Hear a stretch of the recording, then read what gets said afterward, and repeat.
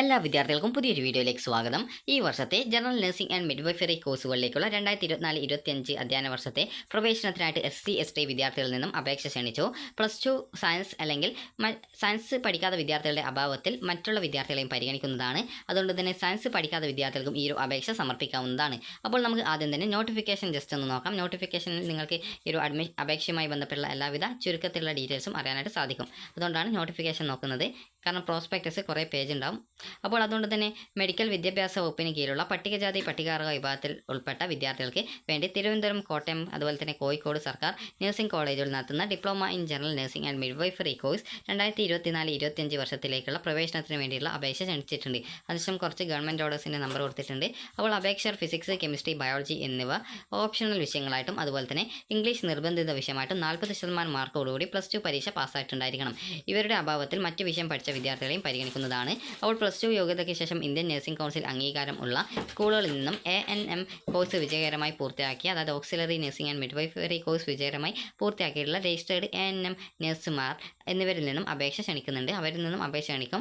അപ്പോൾ അതുകൊണ്ട് തന്നെ അങ്ങനെയുള്ള വിദ്യാർത്ഥികൾ SC/ST വിദ്യാർത്ഥികൾ ഉണ്ടെങ്കിൽ അവർക്ക് ഈ ഒരു അപേക്ഷ സമർപ്പിക്കാം. അതുപോലെ +2 സയൻസ് പഠിച്ചവരുടെ അഭാവത്തിൽ മറ്റു വിഷയങ്ങളിൽ +2 വിജയിച്ചവരുടെ അപേക്ഷ പരിഗണിക്കുന്നതാണ്. അതായത് ഈ ഒരു നിങ്ങൾ കൊമേഴ്സാലും ഹ്യൂമാനിറ്റീസാലും ഈ ഒരു സയൻസ് പഠിച്ച എല്ലാ വിദ്യാർത്ഥികളും അപേക്ഷിച്ചിട്ടില്ല എങ്കിൽ അതായത് അവരുടെ അഭാവത്തിൽ നിങ്ങളെയും ഈ ഒരു അലോട്ട്മെൻറ്റിന് പരിഗണിക്കുന്നതായിരിക്കും. അപേക്ഷകർ 2024 ഡിസംബർ 31-ന് 17 വയസ്സ് പൂർത്തിയാക്കുന്നവരും 35 വയസ്സ് കഴിയാത്തവരും ആയിട്ടുണ്ടായിരിക്കണം. ANM കോഴ്സ് പാസ്സായവർക്ക് ഈ ഒരു പ്രായപരിധി, അതായത് 35 വയസ്സെന്ന പ്രായപരിധി ഇല്ല. അതുപോലെ തന്നെ 5% സീറ്റുകൾ കോഴ്സിന് അനുയോജ്യരാണെന്ന് വിലയിരുത്തുന്ന 40 മുതൽ 50% വരെ അംഗപരിമിതർക്കുള്ളവർക്കായി അത് ലോവർ എക്സ്ട്രീമിറ്റി സംവരണം ചെയ്തിട്ടുണ്ട്. അതായത് അംഗവൈകല്യം 40 മുതൽ 50% വരെയുള്ളവർക്കാണ് ഈ ഒരു റിസർവേഷൻ വെച്ചിട്ടുള്ളത്. അതുപോലെ അപേക്ഷാ ഫോറം പ്രോസ്പെക്ടസ് മെഡിക്കൽ വിദ്യാഭ്യാസ വകുപ്പിൻ്റെ വെബ്സൈറ്റിൽ, അതായത് www.dme.kerala.gov.in എന്ന വെബ്സൈറ്റിൽ നിന്നും ഡൗൺലോഡ് ചെയ്യാവുന്നതാണ്. അപേക്ഷാ ഫീസായിട്ടുള്ള 100 രൂപ 0210-03-105-105-99 എന്ന ആ ഒരു ശീർഷകത്തിൽ ട്രഷറിയിൽ അടയ്ക്കേണ്ടതാണ്. പൂരിപ്പിച്ച അപേക്ഷയോടൊപ്പം നിങ്ങൾക്ക് അസൽ ട്രഷറി ചലാൻ കൂടി സമർപ്പിക്കേണ്ടതാണ്. അസൽ മീൻസ് ഒറിജിനലാണ്. അപ്പോൾ ട്രഷറി ചലാൻ്റെ ഫോട്ടോ കോപ്പി സ്വീകരിക്കുന്നതല്ല എന്നുള്ളത് പ്രത്യേകം ഇവിടെ സൂചിപ്പിച്ചിട്ടുണ്ട്. അതുകൊണ്ട് തന്നെ ഈ ഒരു കാര്യം പ്രത്യേകം ശ്രദ്ധിക്കേണ്ടതാണ്. അപ്പോൾ നിങ്ങൾക്ക് ഈ ഒരു പൂരിപ്പിച്ച അപേക്ഷ, അതായത് ഫോട്ടോ പതിപ്പിച്ച് ഗസ്റ്റഡ് ഓഫീസർ സാക്ഷ്യപ്പെടുത്തി അസൽ ട്രഷറി ചലാൻ, അതുപോലെ തന്നെ SSLC അല്ലെങ്കിൽ SSLCയും അതുപോലെ +2 തത്തുല്യം, അതുപോലെ നിങ്ങളുടെ ജാതി, അതുപോലെ തന്നെ സ്വദേശം, താമസം, അതുപോലെ തന്നെ സ്വഭാവ സർട്ടിഫിക്കറ്റ്, അതുപോലെ തന്നെ ഫിസിക്കൽ ഫിറ്റ്നസ് സർട്ടിഫിക്കറ്റ് എന്നീ സർട്ടിഫിക്കറ്റുകളുടെ പകർപ്പുകൾ, അതായത് എല്ലാത്തിൻ്റെയും കോപ്പിയാണ് വേണ്ടത്. അതുപോലെ ANM ഉദ്യോഗാർത്ഥികൾ ആണെങ്കിൽ ഹയർ സെക്കൻഡറി, അതുപോലെ തന്നെ ANM മാർക്ക് ലിസ്റ്റ്, അതുപോലെ ANM സർട്ടിഫിക്കറ്റ്, അതുപോലെ KNMC രജിസ്ട്രേഷൻ മുതലായവയുടെ പകർപ്പുകൾ ഉൾപ്പെടെ, അതായത് എല്ലാത്തിൻ്റെയും കോപ്പിയാണ് വേണ്ടത്. നിങ്ങൾ അറ്റസ്റ്റ് ചെയ്തിട്ട് ആയിരിക്കണം ഈ ഒരു അപേക്ഷയോടൊപ്പം അയക്കേണ്ടത്. അതായത് ഗസ്റ്റഡ് ഓഫീസറാണ് അറ്റസ്റ്റ് ചെയ്യേണ്ടത്, സെൽഫ് അറ്റസ്റ്റ് അല്ല. അതുകൊണ്ട് തന്നെ നിങ്ങൾ ഏതെങ്കിലും വിദ്യാഭ്യാസ വകുപ്പ്, അതായത് AEO അല്ലെങ്കിൽ ഇത് സ്റ്റേഷൻ ഹൗസ് ഓഫീസർ അല്ലെങ്കിൽ കൃഷി ഓഫീസർ എന്നിവരുടെ നിന്നൊക്കെ അറ്റസ്റ്റ് ചെയ്യും. അപ്പോൾ അവർക്ക് ഗസ്റ്റഡാണ്. അല്ലെങ്കിൽ നിങ്ങൾ പഠിച്ച ഏതെങ്കിലും ഗവൺമെൻറ് ഹൈസ്കൂളിലെ അധ്യാപകരുണ്ടാവും, അവർ ഗസ്റ്റഡ് ഓഫീസറാണ്. അപ്പോൾ അവർ അറ്റസ്റ്റ് ചെയ്യും, അത് അറ്റസ്റ്റ് ചെയ്ത് തരും. അപ്പോൾ നിങ്ങൾ ഈ ഒരു കോപ്പിയൊക്കെ എടുത്തുകൊണ്ട് അതുപോലെ ആപ്ലിക്കേഷൻ ഫോം ഫില്ല് ചെയ്ത് ഫോട്ടോ അറ്റസ്റ്റ് ചെയ്യണം. അതുപോലെ ഈ ഒരു നിങ്ങളുടെ സർട്ടിഫിക്കറ്റിൻ്റെ കോപ്പിയും നിങ്ങൾ അറ്റസ്റ്റ് ചെയ്തിട്ടുണ്ടായിരിക്കണം.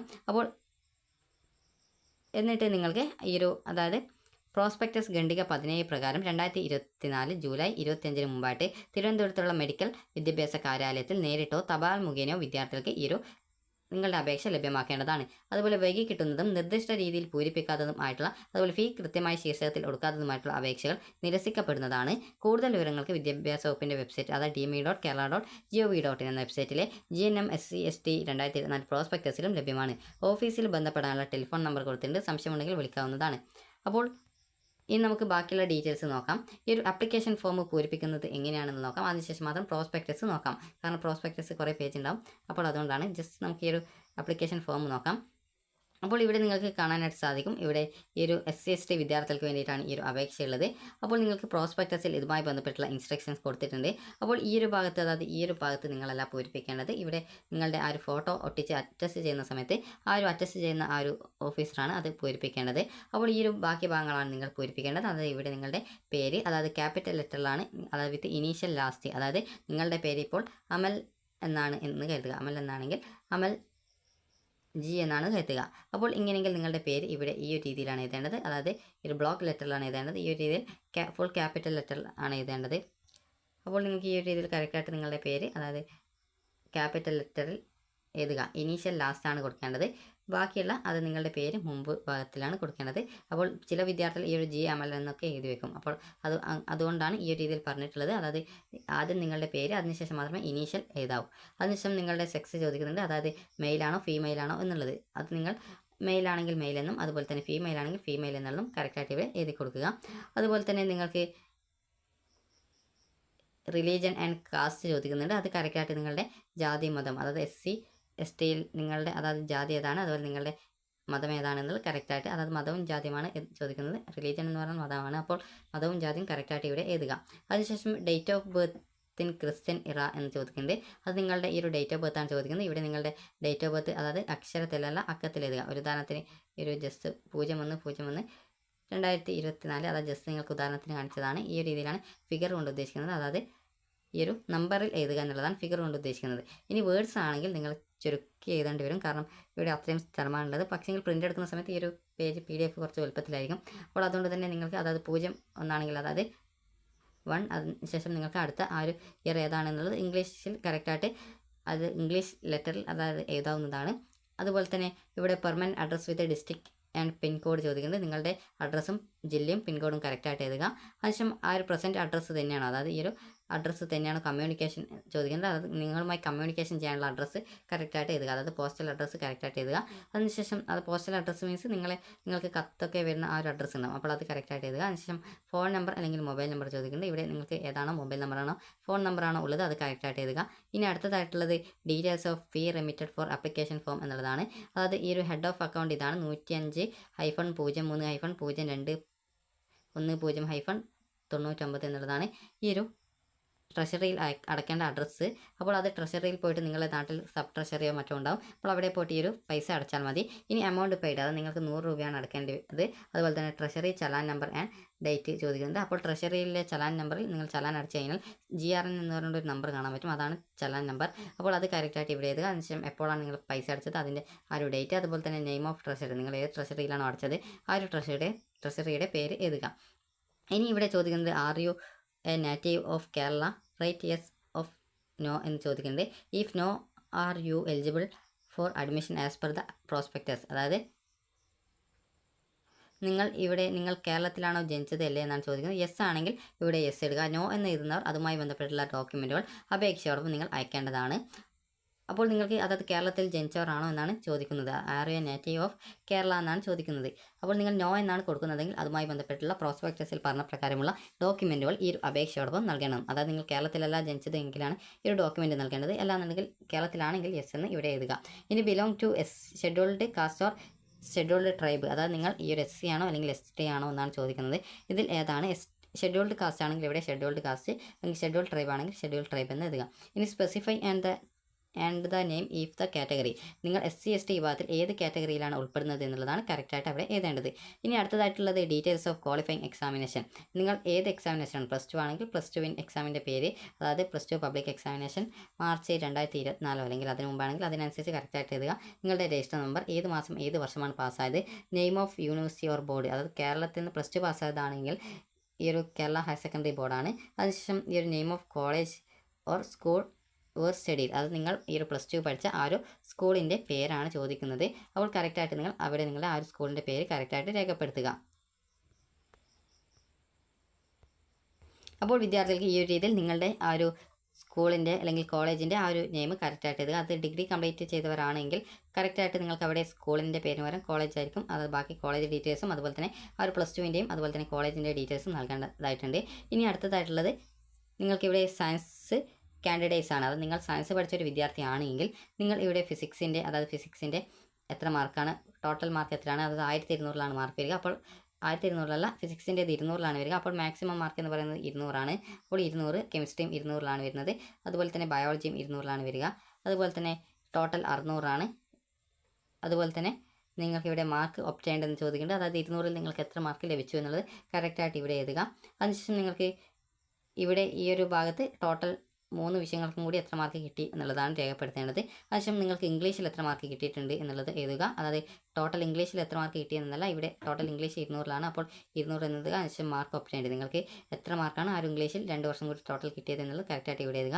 അതിനുശേഷം അതായത് ഈ ഒരു മാർക്കും അതുപോലെ തന്നെ ഈ ഒരു മാർക്കും ടോട്ടൽ കൂട്ടിയിട്ട് നിങ്ങൾക്ക് അതായത് ഈ ഒരു 600 ലഭിച്ച മാർക്കും 200 ലഭിച്ച മാർക്കും ടോട്ടൽ അതായത് 800 മാർക്കിലാണ് വരിക. അപ്പോൾ 800ൽ നിങ്ങൾക്ക് ഇവിടെ അതായത് എത്ര മാർക്കാണ് ലഭിച്ചിട്ടുള്ളത്, അതായത് മാർക്ക് ഒപ്റ്റൈൻഡ് എന്ന് പറഞ്ഞുകൊണ്ട് ചോദിക്കുന്നുണ്ട്. അപ്പോൾ ഇവിടെ നിങ്ങളുടെ ആ ഒരു ഗ്രാൻഡ് ടോട്ടലായിട്ട് നിങ്ങൾക്ക് 800 എത്ര കിട്ടി, അതായത് ഈ ഒരു മാർക്കിനെയും അതുപോലെ ഈ ഒരു മാർക്കിനെയും കൂട്ടിയിട്ട് എത്ര കിട്ടി അതിനെ ഇവിടെ എഴുതുക. അതിനുശേഷം നിങ്ങൾക്ക് അടുത്തതായിട്ട് ചോദിക്കുന്നത് ഈ ഒരു നോൺ സയൻസ് കാൻഡിഡേറ്റ്സ് എന്നാണ് പറയുന്നത്. അത് നിങ്ങൾ +2 സയൻസ് അല്ല പഠിച്ചതെങ്കിൽ നിങ്ങളുടെ 6 വിഷയങ്ങളുടെ സബ്ജക്റ്റിൻ്റെ പേര് എഴുതുക. അതിനുശേഷം അതിൻ്റെ മാക്സിമം മാർക്ക് 200ലാണ് ആ ഒരു സബ്ജക്റ്റിൻ്റെ മാർക്ക് 2 വർഷം കൂടി വരുന്നത്. അപ്പോൾ കറക്റ്റായിട്ട് 200 എന്നത്. അതിനുശേഷം അതിൽ മാർക്ക് ഒപ്റ്റൈൻഡ് എന്ന് ചോദിക്കുന്നുണ്ട്. അപ്പോൾ എത്ര മാർക്കാണ് നിങ്ങൾക്ക് ആ ഒരു സബ്ജക്റ്റുകൾക്ക് കിട്ടിയതെന്നും അതിനുശേഷം ടോട്ടൽ ഗ്രാൻഡ് ടോട്ടൽ 1200ലാണ്. അപ്പോൾ 1200ൽ എത്ര മാർക്ക് കിട്ടിയെന്നുള്ളത് ഇവിടെ എഴുതുക. അപ്പോൾ ഇത് കറക്റ്റായിട്ട് എഴുതേണ്ടതാണ്. അതുപോലെ നിങ്ങൾ ANM കാൻഡിഡേറ്റ്സ് ആണ്, അതായത് നിങ്ങൾ auxiliary nursing and midwifery course complete ചെയ്തവരാണെങ്കിൽ KMC രജിസ്ട്രേഷൻ നമ്പർ ഏത് മാസം ഏത് വർഷമാണ് പാസ്സായത്, അതുപോലെ തന്നെ name of college or school where studies, അതായത് ANM കോഴ്സ് ചെയ്തത് എവിടെയെന്നാണ്, അതുപോലെ തന്നെ മാക്സിമം മാർക്ക് എത്രയാണ്, അതുപോലെ തന്നെ മാക്സിമം ഒപ്റ്റൈൻഡ് മാർക്ക് എത്രയാണ് നിങ്ങൾ നേടിയിട്ടുള്ളത് എന്നുള്ള കാര്യം കൂടി കറക്റ്റായിട്ട് രേഖപ്പെടുത്തുക. അപ്പോൾ നിങ്ങൾ ഈ ഒരു ANM പഠിച്ചവർ ഈ ഒരു +2ൻ്റെ മാർക്ക് കൂടി രേഖപ്പെടുത്തേണ്ടതാണ്. അതിനുശേഷം വിദ്യാർത്ഥികൾ ഈ ഒരു ഡിക്ലറേഷനാണ്, നിങ്ങൾ മുകളിൽ പറഞ്ഞിട്ടുള്ള എല്ലാവിധ ഡീറ്റെയിൽസും കറക്റ്റാണ് എന്നുള്ളതും നിങ്ങൾ തെറ്റായിട്ടൊന്നും രേഖപ്പെടുത്തിയിട്ടില്ല എന്നുള്ളതുമാണ് ഇതിൽ രേഖപ്പെടുത്തേണ്ടത്. അത് ഇതിൽ ഫില്ല് ചെയ്യേണ്ടത്. അതിനുശേഷം ഇവിടെ പ്ലേസ്, അതുപോലെ തന്നെ ഡേറ്റ്, അതുപോലെ തന്നെ നിങ്ങളുടെ സിഗ്നേച്ചർ ഇടുക. ഇത്ര മാത്രമാണ് ഈ ഒരു ആപ്ലിക്കേഷൻ ഫോം ഫില്ല് ചെയ്യാനായിട്ട് ഉള്ളത്. ഇനി നമുക്ക് നേരത്തെ ഇതിൻ്റെ ആ ഒരു പ്രോസ്പെക്ടസ് പറഞ്ഞിട്ടുണ്ട്. അപ്പോൾ ആ ഒരു പ്രോസ്പെക്ടസ് ജസ്റ്റ് നമുക്ക് നോക്കാം. അപ്പോൾ പ്രോസ്പെക്ടസ് ജസ്റ്റ് ഇത് ഡൗൺലോഡ് ചെയ്തെടുക്കാം. അപ്പോൾ ഈ ഒരു പ്രോസ്പെക്ടസിൽ വിദ്യാർത്ഥികൾക്ക് വേണ്ടിയുള്ള നിർദ്ദേശങ്ങൾ നൽകിയിട്ടുണ്ട്. അപ്പോൾ ജസ്റ്റ് ആ ഒരു നിർദ്ദേശങ്ങൾ കറക്റ്റായിട്ട് നോക്കുക. അപ്പോൾ നിങ്ങൾക്ക് ഇവിടെ ഫുള്ളായിട്ട് ഇംഗ്ലീഷിൽ തന്നെയാണ് കൊടുത്തിട്ടുള്ളത്. ജസ്റ്റ് ഇത് വായിച്ച് നോക്കുക. അപ്പോൾ നിങ്ങൾക്ക് എന്തൊക്കെയാണ് ഈ ഒരു ആപ്ലിക്കേഷൻ്റെ അതായത് അപേക്ഷയോടൊപ്പം നൽകേണ്ടത് എന്നുള്ള കാര്യം കൂടി ഇവിടെ കറക്റ്റായിട്ട് കൊടുത്തിട്ടുണ്ട്. അതുപോലെ തന്നെ നിങ്ങൾ നേറ്റിവിറ്റി, അത് നിങ്ങൾ കേരളത്തിലല്ല ജനിച്ചതെങ്കിൽ നിങ്ങൾക്ക് വില്ലേജ് ഓഫീസറോ അല്ലെങ്കിൽ തഹസിൽദാറോ നൽകുന്ന കാൻഡിഡേറ്റ്സിൻ്റെ ഫാദറിൻ്റെ അല്ലെങ്കിൽ മദറിൻ്റെ നിങ്ങൾ കേരളത്തിലാണ് ജനിച്ചതെന്ന് തെളിയിക്കാൻ ആവശ്യമായിട്ടുള്ള ആ ഒരു ഡോക്യുമെൻ്റാണ് വേണ്ടത്. അതുപോലെ നിങ്ങൾക്ക് ഈ ഒരു വയസ്സ്, അതുപോലെ തന്നെ മറ്റു കാര്യങ്ങളും, അതുപോലെ തന്നെ ഏതൊക്കെ ഇൻസ്റ്റിറ്റ്യൂട്ടാണുള്ളത്, അതുപോലെ തന്നെ അവിടെ എത്ര സീറ്റാണുള്ളത് എന്നുള്ളത് നൽകിയിട്ടുണ്ട്. ടോട്ടൽ 90 സീറ്റാണ്. ഈ ഒരു 3 ഇൻസ്റ്റിറ്റ്യൂട്ടുകളുമായിട്ട് ടോട്ടൽ 30 വീതം സീറ്റാണുള്ളത്. അതുപോലെ തന്നെ ഒരു സീറ്റ് അതായത് ഈ ഒരു ഗവൺമെൻറ് കോളേജ് ഓഫ് നഴ്സിംഗ് തിരുവനന്തപുരത്ത് ഒരു സീറ്റ് ANM പഠിച്ച വിദ്യാർത്ഥികൾക്ക് വേണ്ടി റിസർവ് ചെയ്ത് വെച്ചിട്ടുണ്ട്. അപ്പോൾ ഈ ഒരു രീതിയിലാണ് റിസർവ് ചെയ്തിട്ടുള്ളത്. അതുപോലെ തന്നെ ടോട്ടൽ സീറ്റിൽ നിന്നും 1% സീറ്റാണ് റിസർവ് ചെയ്തിട്ടുള്ളത്.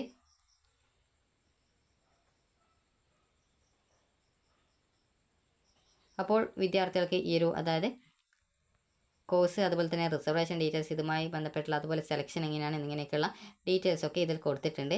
അപ്പോൾ ജസ്റ്റ് നിങ്ങൾ ഈ ഒരു ഡീറ്റെയിൽസൊക്കെ ജസ്റ്റ് ഒന്ന് വായിച്ച് നോക്കുക. അതുപോലെ തന്നെ നിങ്ങൾക്ക് എന്തൊക്കെയാണ് എല്ലാത്തിൻ്റെയും അറ്റസ്റ്റഡ് കോപ്പീസാണ് വേണ്ടത്. അപ്പോൾ നിങ്ങൾക്ക് ഇവിടെ എല്ലാത്തിൻ്റെയും അറ്റസ്റ്റഡ് കോപ്പീസ് എന്ന് പറഞ്ഞൊരു പ്രത്യേകം അത് സ്പെസിഫൈ ചെയ്ത് വെച്ചിട്ടുണ്ട്. അപ്പോൾ അതുകൊണ്ട് തന്നെ നിങ്ങൾ കറക്റ്റായിട്ട് നോക്കുക. അതുപോലെ തന്നെ നിങ്ങൾക്ക് ആനുവൽ ട്യൂഷൻ ഫീസ് 5220 രൂപയാണ്. മറ്റ് ഫീസ് 75 രൂപയാണ് ഫീസ് വരിക. അപ്പോൾ ഇവിടെ സെൽഫ് ഡിക്ലറേഷനും അതുപോലെയുള്ള മറ്റ് ഡീറ്റെയിൽസൊക്കെ, അതായത് അഡ്മിഷൻ ടൈമിൽ കൊടുക്കേണ്ട ആ ഒരു ഫോമും മറ്റു കാര്യങ്ങളുടെ ആ ഒരു മാതൃകയൊക്കെ ഇതിൽ നൽകിയിട്ടുണ്ട്. അപ്പോൾ വിദ്യാർത്ഥികൾക്ക് ഈ ഒരു വീഡിയോ ഉപകാരപ്രദമായിട്ടുണ്ടെങ്കിൽ ലൈക്ക് ചെയ്യുക, ഷെയർ ചെയ്യുക. അതുപോലെ തന്നെ നിങ്ങൾ തിരുവനന്തപുരത്തേക്ക് അയക്കേണ്ട അഡ്രസ്സ് ഇതിൽ കൊടുത്തിട്ടുണ്ടാകുമെന്നാണ് കരുതുന്നത്. ജസ്റ്റ് നമുക്ക് നോക്കാം. അപ്പോൾ ഈ ഒരു കോഴ്സിൻ്റെ കാലാവധി 3 വർഷമാണ് വരിക. അപ്പോൾ ഇവിടെ നൽകിയിട്ടുണ്ട് കാലാവധി, അതായത് ഇൻറ്റേൺഷിപ്പ് ഉൾപ്പെടെ 3 വർഷമാണ്. വിജയകരമായി കോഴ്സ് പൂർത്തിയാക്കേണ്ട പരമാവധി കാലയളവ് 6 വർഷമാണ്. അപ്പോൾ സീറ്റുകളുടെ എണ്ണം നിങ്ങൾക്ക് ഇവിടെ കറക്റ്റായിട്ട് കൊടുത്തിട്ടുണ്ട്. അതായത് സീറ്റുകളുടെ എണ്ണം എന്ന് പറയുന്നത് ST വിഭാഗത്തിന് 30 സീറ്റുകൾ സംവരണം ചെയ്തിരിക്കുന്നു. SC വിഭാഗത്തിന് 60 സീറ്റുകളുമാണ്. അത് 60 seat government nursing college Kozhikode, അതുപോലെ തന്നെ തിരുവനന്തപുരം എന്നിവിടങ്ങളിലാണ് SC വിദ്യാർത്ഥികൾക്കുള്ള സീറ്റ് റിസർവ് ചെയ്ത് വെച്ചിട്ടുള്ളത്. അതുപോലെ തന്നെ ഗവൺമെൻറ് കോളേജ് ഓഫ് നഴ്സിംഗ് കോട്ടയത്ത് ST വിഭാഗത്തിന് 30 സീറ്റുകളും സംവരണം ചെയ്തിട്ടുണ്ട്. ആകെ സീറ്റുകളുടെ 1% ANM സ്ഥാനാർത്ഥികൾക്കായിട്ട്, അതായത് ANM പഠിച്ച വിദ്യാർത്ഥികൾക്കായിട്ട് റിസർവ് ചെയ്ത് വെച്ചിട്ടുണ്ട്. അപ്പോൾ ഇത്രയുമാണ് ഇതിൽ നൽകിയിട്ടുള്ളത്. അതുപോലെ സെലക്ഷൻ ഡീറ്റെയിൽസ്, അതുപോലെയുള്ള മറ്റ് ഡീറ്റെയിൽസൊക്കെ ഇതിൽ കൊടുത്തിട്ടുണ്ട്. അപ്പോൾ വിദ്യാർത്ഥികൾക്ക് അപേക്ഷയോടൊപ്പം സമർപ്പിക്കേണ്ട ഡോക്യുമെൻറ്റ്സിൻ്റെ ഡീറ്റെയിൽസും ഇതിൽ കൊടുത്തിട്ടുണ്ട്. ജസ്റ്റ് നിങ്ങൾ ഇത് വായിച്ച് നോക്കേണ്ടതാണ്. അപ്പോൾ ഇതിൽ മലയാളത്തിൽ തന്നെ കറക്റ്റായിട്ട് ഏതൊക്കെ ഡോക്യുമെൻറ്റ്സാണ് കൊടുക്കേണ്ടതെന്നുള്ള ഡീറ്റെയിൽസ് ഇതിൽ നൽകിയിട്ടുണ്ട്. അപ്പോൾ വിദ്യാർത്ഥികൾക്ക് ഈ ഒരു വീഡിയോ ഉപകാരപ്രദമായിട്ടുണ്ടെങ്കിൽ ലൈക്ക് ചെയ്യുക, ഷെയർ ചെയ്യുക. Thank you for watching.